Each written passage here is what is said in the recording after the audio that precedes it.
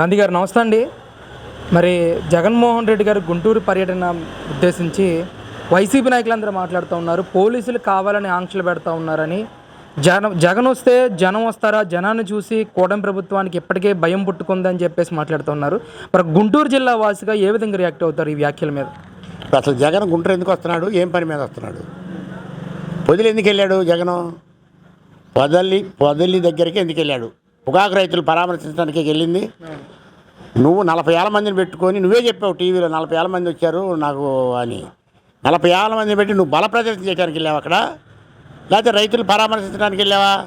నువ్వు రైతులు పరామర్శించాడు అయితే రైతు ప్రతినిధులు ఉన్నారు, వాళ్ళకి చెప్పుకొని నువ్వు ఆ రైతు ప్రతినిధులతో వాళ్ళ దగ్గరికి వెళ్ళి వాళ్ళని తీసుకొని రైతుల దగ్గరికి వెళ్ళి మీ కష్టమేంది, మీ సుఖమేంది, పొగాకు ఎంత కొంటున్నారు, అసలు మీకు వచ్చిన కష్టమేందని అడగాల. అంతేగాని నువ్వు బల ప్రదర్శనగా బోర్డులు పెట్టుకొని జెండాలు కట్టుకొని అదే నువ్వు రైతులు పరామర్శించి, రైతులే కాదు రైతు కూలిని నువ్వెవరిని పరామర్శించినా కానీ పరామర్శించే విధానం వేరు. నువ్వు పరామర్శించే విధానంగా రావట్లేదుగా. గుంటూరు వద్దన్నారంటే ఎందుకు వద్దనరు?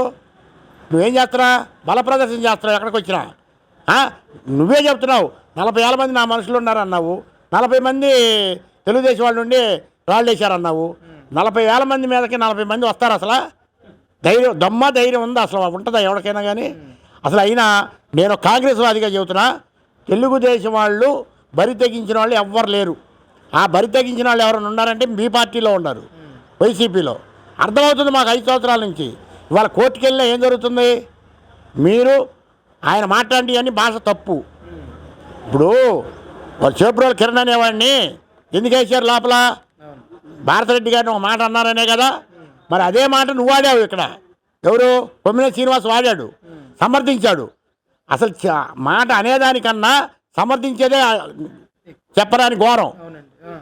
అటువంటి ఆయన మీరు సుప్రీంకోర్టు తీసుకుపోయి కోర్టులు కూడా సమన్యాయం చేయకుండా మేము భూములు ఇచ్చి మా సొంత స్థలాల్లో మేము శిబిరాలు వేసుకొని మా సొంత స్థలాల్లో కూర్చొని ఎక్కడైనా సరే దేన్నైనా సరే మేము ఆటంకం కలగకుండా ఏమి చేయకుండా మేము కూర్చొని ఉంటే నా మీదే 36 కేసులు పెట్టించారే. దేనికి పెట్టించారు మీరు?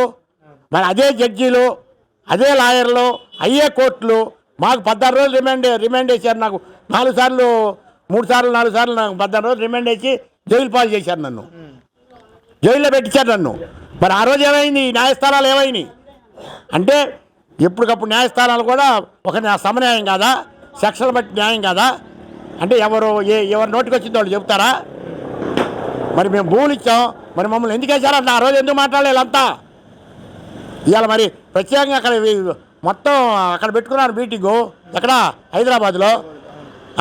ఆ విశ్లేషకులు మొత్తం వాళ్ళు మొత్తం ప్రతినిధులు మొత్తం వాళ్ళు దద్దమ్మలు కాబట్టి ఆడ హైదరాబాద్లో మీటింగ్ పెట్టారు వాళ్ళు. మరి అదే జగన్ ప్రభుత్వంలో ఏం చేశారు? వీడియోలు మొత్తాన్ని సర్వనాశనం చేశారు. అందరి మీద కేసులు పెట్టారు. రామకృష్ణ గారికి కేసు పెట్టారు, బిఆర్ నాయుడు గారి మీద కేసు పెట్టారు. అన్ని వీడియోల మీద కేసులు పెట్టి అంత విలేకరుల మీద కేసులు పెట్టి అసలు ఆ నిన్న మీటింగ్ చేసుకున్న విలేకరులకు ఎవరికైతే సిగ్గు, శరం, చీము, నెత్తురుందా? వాళ్ళు తినేది కడుపుకి అన్నమేనా? అన్నమైతే పెట్టరు. ఎందుకంటే ఇవాళ వీళ్ళకి వచ్చిన బాధే రేపు మీకు వచ్చింది. గుర్తుపెట్టుకోండి ఎప్పుడైనా సరే. ఇవాళ నేను ఒకరిని అన్నానంటే వాడు ఊరుకున్నాడు అనుకో, నేను తప్పుడుగా మాట్లాడే ఒకరిని నేను ఊరుకున్నాను అనుకో, వాడు రేపు ఇంకెంతమందినైనా మాట్లాడతాను నేను. కాబట్టి న్యాయస్థానాలు కూడా తెలుసుకోవాలి. మహిళలను అనొచ్చా అనకూడదా? ఇప్పుడు ఆ విలేకరులు అక్కడ సమాజం పడిన విలేకరులు పెళ్ళాలు లేరా? వాళ్ళకి ఉన్నారా? పెళ్ళాం బిడ్డలు ఉన్నారా లేరా?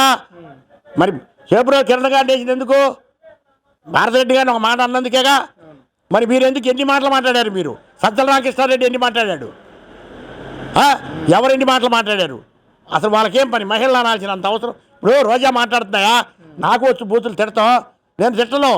ఎందుకంటే ఆన మనిషి నాకు అడ్డం వచ్చింది. నా మనసు ఒప్పుకోదు ఆడ మనిషిని తిడతాం. ఆయన మీద తిట్టుకుంటే తిట్టుకోమను.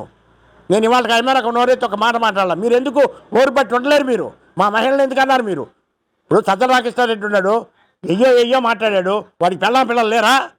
వాడి పిల్లల్ని అనొచ్చా నేను? వాళ్ళు మమ్మల్ని ఏమనలేదుగా పిల్లలు. నువ్వెందుకంట? నీకేం అవసరం మా పిల్లలు అలా అని? వాళ్ళు ఏమో నిన్ను అన్నారా? వాళ్ళు నిన్నేమన్నా అన్నారా?